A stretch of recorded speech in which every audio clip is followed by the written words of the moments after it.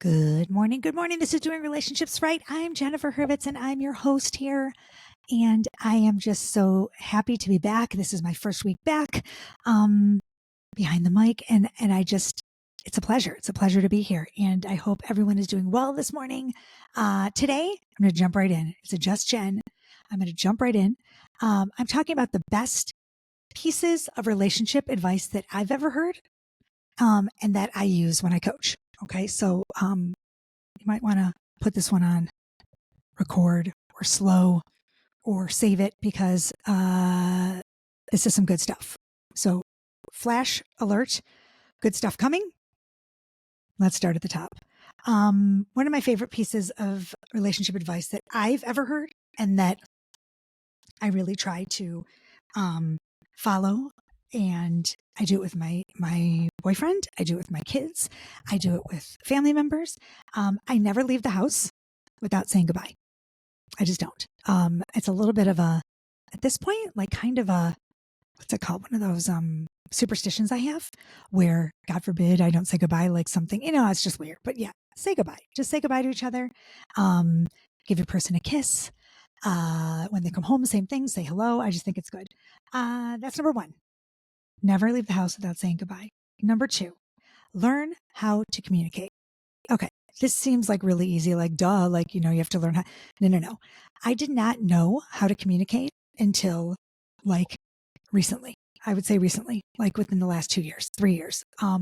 Communication is not as easy as everybody thinks it is. And it takes work. It takes work and it takes practice. And you have to come together and mutually discuss the way that you want things to go down in your relationship. If you don't know how to communicate, get some help. Find a coach. Go to therapy. Also, know your attachment styles, because an avoidant and an anxious person, they communicate very differently. Also, we all know this, love languages, blah, blah, blah, is a huge thing also. You may be a words person. They may be an acts of kindness. Different ways to communicate. You're gonna butt heads if you don't discuss the way that you A, want to speak to people, and B, want to be spoken to. Okay. Number 3 that goes along with communication for me. I always tell my clients this: watch your tone. Okay. I've written about this in every one of my books. Nobody likes to be emasculated. Nobody likes to be belittled. No one likes to be talked down to or mansplained, or no one likes it. Now, we all do it. We all every now and then we'll get a little that tone in our voice that, nobody likes. I know when I do it. I know when my boyfriend does it. I have to actually sometimes stop myself, do a turnaround and say, Jen, stop being a bitch. Nobody wants to talk to you when you are nasty or condescending or patronizing. If you don't have a safe space for your partner to speak to you, and they think that every time they come to you that you're going to be dismissive or rude or nasty, they're not going to come to you anymore. Obviously. That's number 3. Number 4, one of my favorites, levity. Laugh, laugh, laugh, and laugh some more. You got to laugh at life. You got to laugh. Things are way too serious. You can't take yourself so seriously, and you can't take your relationship so seriously. I think that it's a lot of pressure to be in a relationship with everything else that's going on in the world around us. You got to laugh and joke and just, take things a little less seriously. That's a really good piece of advice that I have. And I follow it as often as I possibly can. Oh, I love this one. Okay, I actually researched this one. A 2013 study published by the Journal of Family Issues found that couples were happier when they shared household and child rearing duties. They were happier. Okay. Conversely, a 2022 study published in the Archives of Sexual Behavior found that women found men less sexually attractive when they did not do their fair share of the chores. I love this because I 100% agree with it. When you do share, child rearing stuff and taking care of the house and doing the budget and communicating with that kind of you're just happier. I feel like you feel like you're not resentful of the other person. You're not angry that one person did the laundry and the other one, went out with his friends golfing. You're together. You have a plan. You're a team. I love it. And it is actually true that couples are happier when they shared household and child rearing duties. Love that. The second part of that is that women find men less sexually attractive when they don't do shit. I mean, that just makes sense, right? I know that it's a total turn on for me when Jim even he does everything. He really does. He builds desks and he puts together my, did the tile, the backsplash, and he does he cooks. It's just attractive. It's just attractive when guys step up and show up in different ways. And some guys are not, some people are not words people. They're acts of kindness or, gifts or whatever it is. And they don't maybe say everything that you need to hear or want to hear, but they show up in different ways. So make sure you check yourself before you wreck yourself. Number 6, carry your fair share of the emotional load. I like to do the pass the rock game. So not everybody can be emotionally needy at the same time. You got to kind of take turns in a relationship, right? Like someone's having a bad day. It's kind of like, let's get the rock out and it's your turn. When you're holding the rock, you get to be the emotional basket case. Okay. And the other person has to be the rock, has to be strong for you and listen and be there and show up. And then you can switch and give, the next day someone gets the rock. Like it's just one of those things you have to even out the emotionality. Is that the word? Is that a word? Yeah. In your relationship. Not everybody can be like a mess at the same time. One of you's got to be like there for the other one and like show up for each other and pass the rock.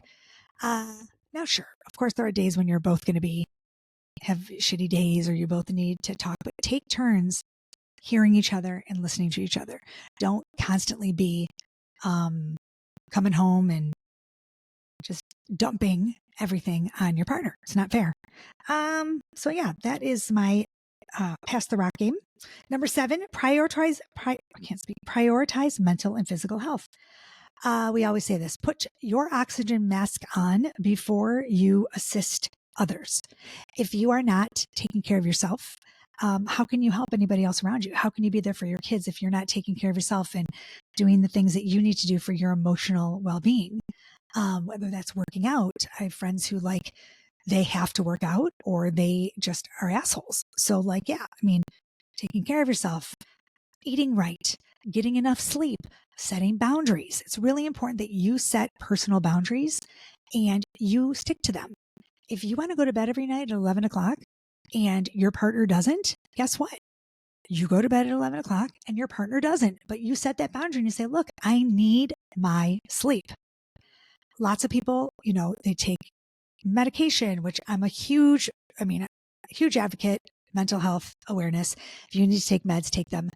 I take them. They changed my life. And I'm a better mom. I'm a better human. You all know this. I was diagnosed with ADHD and getting put on meds changed my life.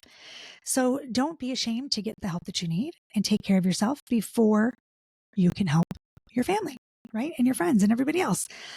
Okay, that's number 7. Number 8. Oh my God, you guys, pick your battles. Pick your battles. Not everything should be a fight. Not everything has to be a fight. Pick the important things to you. Like, what is really worth arguing about? Is it worth arguing how someone puts the dishes in the dishwasher? Is it worth arguing about the sock that's on the floor? Is it worth getting in a fight over, who did the laundry last or, all that kind of shit? I know it's not. It's not worth it. It's not worth it to battle over small shit. Save it for the big stuff, okay? And learn how to fight fair. Fairly. Learn how to fight fairly. Don't throw awful words at each other. Don't swear. Don't belittle. Don't, stonewall. All these things we know, but they're hard in the heat of the moment to control. I get it. So pick your battles. Don't sweat the small stuff. I say this. We've been saying this for years. Don't sweat the small stuff. Let things go. Let things go. Would you rather be right or would you rather be happy? Oftentimes Jim and I get into this where like he just has to be like the facts for him are the facts. It's black and white, like there's no in between, right? So if he believes that I am wrong about something, he will fight it to the death. And I know that about him, right? So I'm like, okay, hands up, you got it. If you really think that, blah, blah, blah, blah, blah, then you can have it, you win, and I don't care. I would rather not argue. I'd rather not fight. I would rather get along than, stress the small shit. And to me, it is more important to be happy than to be right. Some people need to be right, and that's fine too. But at least hold yourself accountable and know that you are that person. Sorry, I'm drinking. That'd be my Hint water that I love. One day Hint has to 100% sponsor this podcast because I've been talking about it for 7 years. Anywho, weekly check-ins. Check in weekly with each other. I like to do a weekly check-in on a Sunday night. Some people do it. I tell my clients sometimes every night before you go to bed, tell me something good about the day. So tell me something that wasn't so great about the day, and let's pick something that we want to work on. I love that. I love a weekly check-in. I like to do that on the end of the week. Maybe it's over dinner. Maybe it's in bed before you go to sleep. But you're prioritizing each other, and you're listening, and you're giving a safe space to be heard. All those things, weekly check-ins, muy bien, very good. Love them, Picasso. That's that. Let me think. Oh, I'm giving you so many. Should I give you more? I've made notes here. Let me get some good ones here. I'm flipping my page. Oh, I love this one. Own your shit. I mean, that's so hard. Own your shit. Take accountability for what you've done wrong in your relationship. If you can hold yourself accountable and say sorry the right way without a but, there's no I'm sorry, but. I'm sorry, but this. I'm sorry, but you need to. No, just frickin' I'm sorry. I'm sorry that I hurt your feelings. I'm sorry that I didn't show up on time. I'm sorry that you feel the way you feel. Let me understand and let me change my behavior so that you don't feel this way again. That's how you apologize to someone. Okay. Not I'm sorry you feel this way. And, you live with it, right? Not, well, I guess we just feel differently and, that's that and no apology at all. That's just shit, right? So let's not do that. Next one that I have for you, I'm going to do 2 more. Stay calm during arguments. Okay. My most difficult thing in the entire world is stay calm, not to go from 0 to 190. Take some breaths. Take some space if you need it. If you're in an argument and you're fighting and you are going at each other, it is 100% okay to look at your partner and say, look, I need a break. I need 5 minutes. I need to walk outside. I need to think to myself and just be like, I'm going to come back. I understand we're not done, but I cannot continue this conversation in the emotional state that I'm in.